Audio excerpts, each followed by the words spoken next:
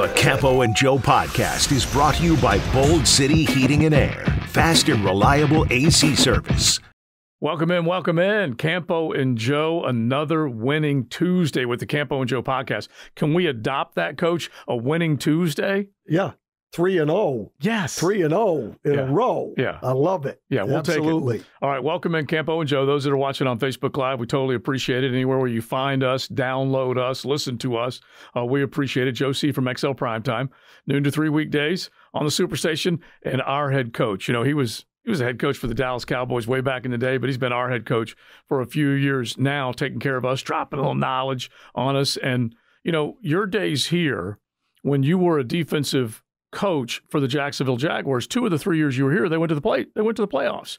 And now we're looking at a chance for this team to make it to the playoffs in back-to-back years, and that's because they're on a little 3-game win streak. Yeah, there's no question that this is exciting because I think this football team, and I've said it right along, that I thought, you know, if this team plays to their capabilities and they're not too, banged up, they can play with anybody in the league. Right. And so, you know, every game they go into, they've got a chance to win it, and that's not been the case around here for a number of years. And just to use this as a backdrop, and we'll get into this game, but just to kind of give you an idea of how it's not easy to win, San Francisco 49ers pummel the Dallas Cowboys, embarrass them, spank them on the behind, send them home. Then they go on the road against a team without Deshaun Watson. They take on P.J. Walker, and they miss a field goal at the end to lose it. Only scored in the teens. The other undefeated team, the Philadelphia Eagles, Jalen Hurts was responsible for 3 picks. Yes. One of them was absolutely his fault. A couple of the other ones bounced off a guy's hands and whatnot. But bottom line is they didn't play very well, and they lost to Zach Flipping Wilson and a very good defense, the New York Jets. It can happen any Sunday. That's why every game is different. You know, it really doesn't matter. You know, a lot of people like to say, okay, well, they beat the Cowboys last week by 20. Right. They're going to beat this team by 30. Exactly. And then you lose the ball game. The NFL is based on the fact that there's parity from the standpoint that every one of these guys get paid. This isn't an amateur team over here playing against a professional team over here. Yeah. This is 2 professional football teams, and anything can happen. And it comes down to a few plays in a game. If you make them, you win. If they make them, they win. And that's why you have to be ready for every single ball game. There is no gimme guarantees in the National Football League. Will you help me with my picks, Coach? Because I thought there was no way San Francisco could lose that game. Well, I got news for you. I'd have picked San Francisco as well, and I actually would have picked the Eagles as well. Yeah. We didn't have that in our picks on prime time, so I got lucky and won all 3 of them. So. It was funny. I could go down the rabbit hole with my gambling, but we won't do that. We'll get into something else. All right, so let's go to the game, and let's point out a couple of things real quick. They were 0-2. Inside the bank. They had lost to the Chiefs. They had lost to the Texans. I think we would all agree losing to the Texans was a surprise. But then also a nice little surprise was beating the Bills on the road in London. So they come back a 2-0 club in London, a 3-2 team as a whole, and then they got a chance to sweep the Colts. Now, let's just dig in on just the very simple idea. When's the last time they've swept a team inside this division? Boy, it's been a minute. While. Yeah. Yeah. I can't even tell you the last time. No. Well, I know this much, Coach. The home team has won, including Sunday, 12 of the last 13 games, Jacksonville versus Indianapolis. Wow. So 12 of the last 13 has gone the home team's way. Right. The only one that's different was Jacksonville winning up there. Yeah. So my point to you and question to you is that that's a massive opportunity taking care of business inside the division. Well, and it was a huge ball game. I mean, we've been favored to win the AFC South, and it turned into the AFC South being a pretty good league. I think, the Colts are a good football team. The Titans are struggling a little bit, but Stroud down at Houston is making this looking like a 2-horse race now. And so to me, you got to win your division games, and especially when you play them at home. That's why that Houston loss was so big, because now you got to go on the road against them. Yeah, and there's a sweep possibility in that one too, going the other direction. Exactly, and take a look at what they did to the Jaguars' next opponent, the New Orleans Saints, and that was in Houston. And I was hoping that New Orleans would win twice on the road, beat up on the Patriots, go down to Houston, win that game, and then come back kind of feeling pretty good about themselves and maybe take the Jaguars a little lightly on a short work week. That ain't happening now. Nope, it's not happening. And as we get ready, playing on a short week is difficult. Mm-hmm. Now, they're playing on a short week as well, but they happen to be at home, which is a little bit of an advantage. Yeah. And, playing on a short week, you don't have quite the time to heal. You don't have quite the time to implement specific game plans in a lot of ways. What they would have done, obviously, to get ready for this one, they would have looked at New Orleans on Friday and a little bit after the game, the Jags to get ready for it. Mm-hmm. So, it's tough. And we've had a couple injuries that are going to affect the game a little bit. Yeah, this is a little bit of a burn the midnight oil for the coaches type of week. And then they'll have a big gap between the next game that they play. They didn't have the bye week until after they take on the Steelers, not this coming Sunday, but the following Sunday. All right, so you mentioned the injuries. Let's talk a little bit about them.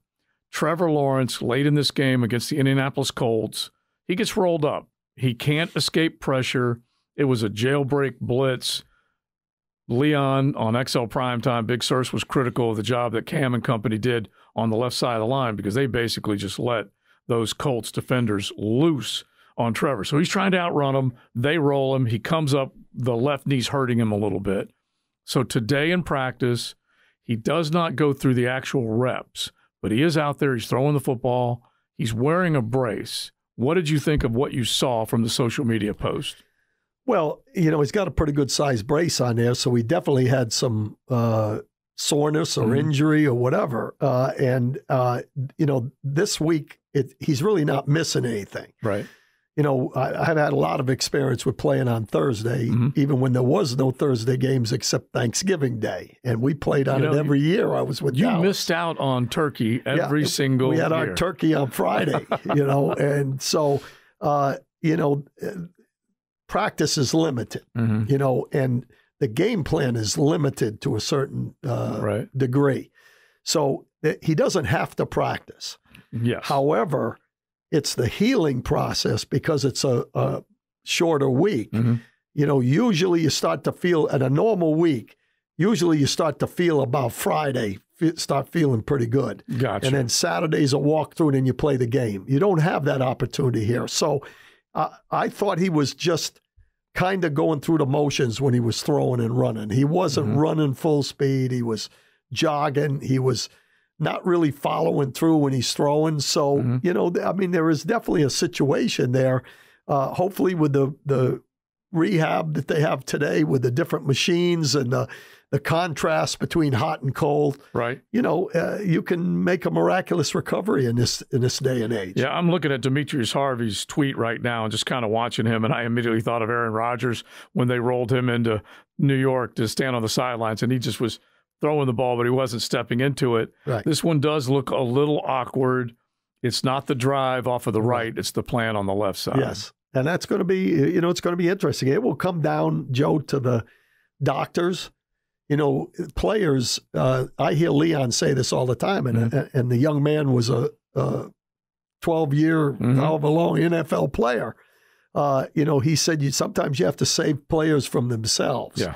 Because in the National Football League, everybody wonders why when we're in a blowout where certain guys are still out on the field, they don't want to come off the field. No. That's the nature of a professional athlete. Yeah. So, I'm sure Trevor's going to do everything he can to get ready for the ball game, but it will be the doctor saying, hey, look, if he gets the rest, he's going to be 100% in the next one. Or if he plays, there's a chance that it could get worse. Yeah. That'll be the decision-making process. And I'm just going to go on record. I did it on the show. I'm not into it doesn't matter as much because it's NFC versus AFC. Your record is what will win you the division. That's the first thing they go to when you go to a tie break. This is an important football game. There is momentum on their side. The last thing they want to do is go from a 3-2 to a 4-2 back to a just barely a game over 500. But If he cannot protect himself, and that's basically the rule that you hear, which I need you to validate. No, this. that's valid. I mean, medically, if you can't protect yourself, you shouldn't play. Right. But it does look like he's going to be able to go. I think. I think if it's 100% you're looking at, I'd say it's about 60-40 that he'll play. Yeah. That's right. That's how I look at it. And look, there's a couple things that Coach will leave us with our podcast thinking about. Can they run the football against him? Is this a secondary that you can throw on? These types of things. But the bottom line is, Trevor, if he can play, he wants to put himself in a position to play. So before we do that, I think we need to tap the bobbleheads, and we at least need to talk about a win. Okay, because we got it back to where we're on the W side, 3 in a row. I just want to hit a few things, and you hit a few things that came out of this last game. Okay. Like we said, they doubled up the Colts. I think you might have mentioned this coming into the game. Not going to be as easy to run the football against Indianapolis, but it's going to be easier to throw against them. Right. They definitely had some liabilities on the back end, and Trevor and company took advantage of it early. I love what they did scheme-wise, getting the ball out and getting and making some plays down the field. Yeah, I think Trevor really understands what he has to do now. Yeah. He's getting better at it. He knows where to go with the ball. He gets it out of his hands, but at the same time, he has the ability to escape if he has to, and he did. He escaped a couple times. Unfortunately, on that bootleg at the end of the game, he thought he was going to escape that one, but he should have gone down. Yeah. But he has a really good feel, and they have a young secondary with the Colts, and you take advantage of that. Yeah. And we ran the ball enough, Right. With some good runs involved, some bad ones, but some good runs that you have to do to keep it balanced. And I thought they did a good job with that. A couple things occurred to me is that when they had the chance to strike, they were able to strike early. They controlled this football game. It was a 31-6 game before you knew it, and they made sure that they did not give the Colts a chance to get back in this game. And that's what you have to appreciate. If you go just even in the first half, they took care of business getting in the end zone each time as opposed to settling for field goals. Gardner Minshew comes back. It's Minshew mania. He's in for Anthony Richardson. You're thinking, all right, what's this guy going to do? Is he going to get over on his old team? Well, lo and behold, he goes 9 for 9. Ball didn't touch the ground in that first drive until a couple of incompletes. Devin Lloyd makes him, I think, a hell of a play. Has the cast on the right hand, the right hand, and couldn't get his mitts on it, but at least he holds him to a field goal. That was really the only true success that Colts team had, other than when they were in desperation mode late. Right. The Campo and Joe podcast is brought to you by Bold City Heating and Air. Fast and reliable AC service. Well, first of all, I think the defense is evolving into a decent defense. I mean, when you look at them, they've kept them in every game this year. And watching that defense, when I watched it again, especially on the replay, they did some different things. I mean, I said going in that I thought one of the advantages was going to be that their receiver core is not a speed receiver core. Right. So I felt that they could play some more man coverage, which Minshew's great against his own because he's one of those guys that knows where to go with the ball, and I've seen him go 1, 2, 3. And that's what happened on the first drive. They played a lot of zone.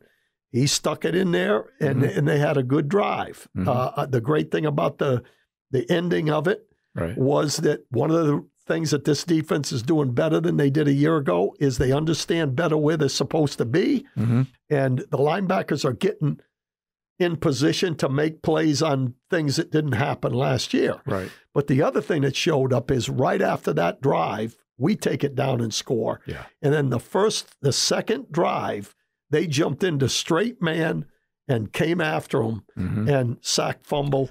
You got a short field, and then all of a sudden you're ahead 14-3 in a matter of 16, 20 seconds. It really was quick, and that's the beautiful thing about it, because that first drive for Indy took up basically 2/3, 3/4 of the first quarter. Right.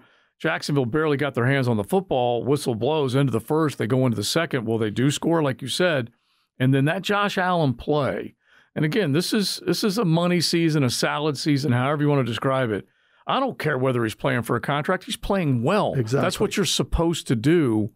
And as much as I love Gardner Minshew, he isn't the quickest cat. And when you put him in, if you stress him, right, he is going to react. And they got to him, and then they turned it right into points. Well, the key thing to me is, when you play Minshew, if Minshew's got time, he's really good. Yeah, he's surging. So, everybody's worried about sacks, and that was a big play. Yeah. No question about it, because a sack is like a turnover to me. Once you're pretty much saying it's going to be third and long unless they do something special. Right. You're going to end up third and long, and you should win those. Okay, so that's like a turnover to me. But the pressure on Minshew made him make some throws that he can't make. The one that Darius Williams caught in the end zone, he threw off his back foot. Well, he doesn't have the arm strength to throw it off the back foot. Right. If he'd have thrown it all the way, straight forward, no pressure, he'd have thrown it to the outside, and that would have probably been a touchdown. Right. But we had enough pressure on him, which is something this team has done for 2 years now. And I'm not talking about sacks. I'm talking about pressure, where the quarterback doesn't have a lot of time to make decisions. They forced him into some throws that he can't make. Yeah. Yeah. And I like the fact that, as you said, right now they're at the top of the NFL with 15 takeaways. I almost feel like I want to pay more attention to sudden change plays like you're describing more than that sack number. Now, I want to see sacks. Yeah, I do. We all do. Yeah. Right. But if you can affect the quarterback, and I've said it 1,000 times probably because I'm learning and listening to you, get him off his spot, make him uncomfortable, make him make a quicker decision. And so quarterback hurries, knockdowns, pressures, they all matter. Yes. And if I remember right, Coach, at the end of last year, they were top 6 in that category. In other words, the hurries. The pressure. Yes. Right. And so now they're adding to that. Right. And Trayvon Walker, I think, got credit for 5 pressures this past week. The thing that you also have to look at, last year we were high in the pressure, but you didn't see that many passes broken up. This year, there's a lot of guys that are really close to where the ball is coming down, and they're making a lot of plays. Yeah. And to me, that's the difference in the experience of the defense. And playing a little bit more man where you're a little closer to the action. But just, you look at the linebackers. Muma last week knocks down one where the guy's open behind him, but he was right in the right spot to make the play. Then 33 Devin Lloyd made this week. 2 really good plays by not necessarily drop the ball. He had only 4 fingers instead of 5, but he was in the right spot. And that's what we're seeing more this year. And they're doing more things, which means that the guys are understanding the scheme better. And I think the coordinator's doing a really good job of getting the turnovers. And it starts with pressure, but it's guys that can catch the ball and being around the football. That's the big thing. The last 2 games, they played with the lead, and they've been able to get to the quarterback. And this goes back to my whole mindset and mantra that if they can play with the lead, they can sack and create havoc on the quarterback, which is what they were able to do. Now, they're going to see a different dude in Derek Carr. We're going to find out whether he can, manufacture more time or more plays. But that's the essence of it, is that Mike Caldwell's getting more and more comfortable, and his guys are getting more and more comfortable. Yeah, no question. And I think that the defense is going to, if they play the way they've been playing, they've got a chance to set a record as far as turnovers if they can keep it going. Yeah. And the interesting thing is usually I always felt that turnovers came in bunches. Well, this team has been consistent this year with turning the ball over. It's not bunches. It's every game they've been able to do something to make a short field for the offense, and that's big. Yeah, if you look at the total yards that this team needed to score 37 points, there wasn't a ton of yards that they were able to gain offensively, but they were able to get in the end zone. All right, so spend a quick second on what you said about the fact that they're playing more man means they're closer to the football, meaning they can make more things happen in the takeaway game. Well, it looks like in this league, you can play zone, that's fine. But if you're really going to be good, you've got to affect the quarterback's ability to not get the ball out quickly. Okay. Because if you watch all these teams, you know, everybody's trying, you know, get that quarterback, get it out, get the ball out, get, you know. Well, when it's zone, there's holes. When there's man, somebody might beat somebody and you might still get it there, but you have to beat somebody one-on-one. And so guys are closer to where the ball is coming. That's when you get the knockdowns. That's when you get guys dropping the ball because somebody's real close to the action. Yeah. And so I think the combination of being able to play some man in zone puts indecision in a quarterback's mind as well, and that gives you the chance to get the pressure that you need. Dewan Smoot was back. We like seeing that. Roy Robertson-Harris definitely had some plays. Yep. I wrote down my man Angelo because I like big number 90, Angelo Blackson. Yep. Both him and Double RH and Kay Levon meet at the Minshew for a sack. Don't forget Kay Levon. Yeah, you know, if you're going on stats, by the numbers of snaps he plays and the number of sacks he's got, he's probably percentage-wise better than all of them. He might be, but then you know what I'll counter with? You're probably right, but I'll counter with 4 sacks, 4 years. Yeah. No, I'm with you. I'm just saying that's why the percentages are not always exactly what you're looking for. And by the way, I may be cheating him. He may have more than 1 this year, but anyway. That's He's got 2 actually. Yeah, exactly. That's the clip. So now we have 5 over a 4-year period. Yeah, that's not exactly what you're looking for. But, you know, back to what you said that, you know, it's steady, it's consistent. When you look at these takeaways, and I want you to segue into what the New Orleans Saints are doing with their takeaways. But Andre Cisco has 3. Darius Williams has 3. Important picks in these ball games. That might have been a softball that he picked off, but it was at the goal line. Yeah. And then I'll add to that, Coach, the play that he made at the goal line in the Colts' first game. Yeah. How massive. He's made a lot of good plays. Absolutely. I think he's played well. You know, I think, you know, he's a combination man zone guy. I don't know that he's got great speed, but he's smart. You know, he gets himself into position where he can make some plays. And, you know, I think we've been good with Campbell and Darius. And by the way, we don't know where Tyson Campbell's going to be. We believe that, you know, he's not going to play in this game. Right. And so he has a hamstring. They're trying to get Antonio Johnson back healthy with a hamstring. Where do you think they will go in terms of Monteric Brown getting the start, staying out there a bunch, or do you think they will look for other options? Well, you know, I'm not 100% sold on Monteric right now. Not that I don't think he's got athletic ability and the ability to make some plays, because I think he does. But I don't know that he's 100% ready to play 65 snaps or whatever, you know, that they're going to play. You know, they've got Tavon Campbell, who's on a practice squad, and I fully believe he'll be the guy that they bring up off the practice squad if Campbell can't play. They have a couple of options. You know, I mean, I could see them, I don't like it, right? I could see them moving 37, Trey Herndon out to corner, and then when they go nickel, going with Johnson. Yeah, Antonio bringing him in. You know, I mean, I could see that. I don't want to see that. Yeah. I want to see a true corner out there. And I think Campbell showed enough in preseason to where I think he might be the guy. Now, it might be Monteric. You know, he did some good things, so we'll have to see there. All right. Now, you mentioned what the Saints do defensively and how they are there's enough guys back there making plays. Not one guy is starring. So let's segue from the Colts into the Saints and just talk a little bit about this game and what you think Jacksonville will see on their defense. Well, I think their defensive is a pretty good defense. And I think that the thing that makes it interesting is, you know, they've got 13 sacks and 8 interceptions, okay?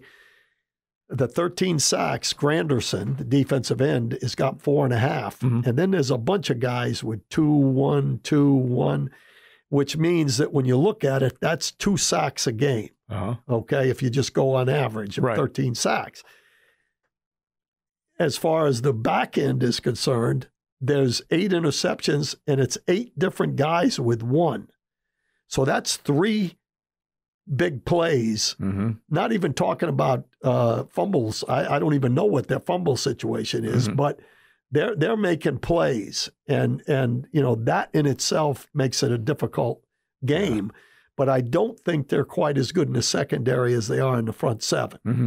So throw the football more than run the football. Yeah, I think we have to run it to stay balanced. Mm-hmm. And they're giving up 4 yards a carry. So, I mean, it's, that's not great, but it's not bad either, for the offense. Yeah. So I think you got to run it enough, but he should be able, whoever's in there should be able to make some throws. Right. And we don't want to, I wouldn't think, you don't want to slow down the progress of Travis Etienne. He has owned that running back spot.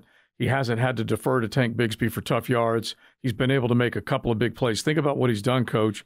The last 2 games, he's busted a big run for a score, 30-plus yards last week, right around that number this past week, and immediately turned it into points. And he's just got that vibe, that feel going right now. So I think they're going to try and keep feeding him as much as possible. I think the one thing that sticks out to me about him, I said it last week, I think. Mm-hmm.